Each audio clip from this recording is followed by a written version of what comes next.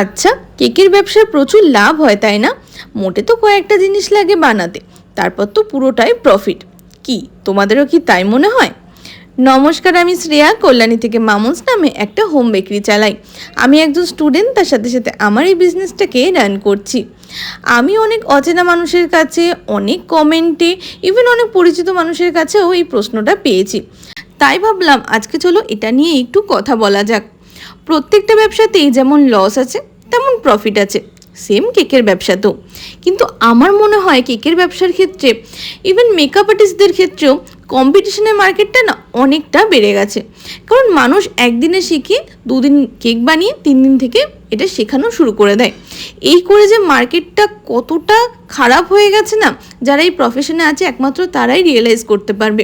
কিছু কিছু মানুষ তো দেখি 120 টাকা থেকে বেন্টো কেক দেওয়া স্টার্ট করে দেয়। তাদের উদাহরণ দিয়ে আমাদের কাছে কোয়ারি আসে, আচ্ছা তুমি কেন এত দাম নিচ্ছ, তুমি কেন? আচ্ছা, এটা তোমার সবার আগে বোঝো, সে যে কোয়ালিটিটা মেনটেন করছে না, বা সে কোয়ালিটি হয়তো মেনটেন করছে বাট নিজের লস করে যেটা দিচ্ছে, আমার পক্ষে সেটা দেওয়া সম্ভব নয়। তাই আমার মনে হয় সবার ব্যবসাতেই সবার লসটা সবার প্রফিটটা তাদের পার্সোনাল ব্যাপার। তো এটা নিয়ে কখনো কমেন্ট করা উচিত না।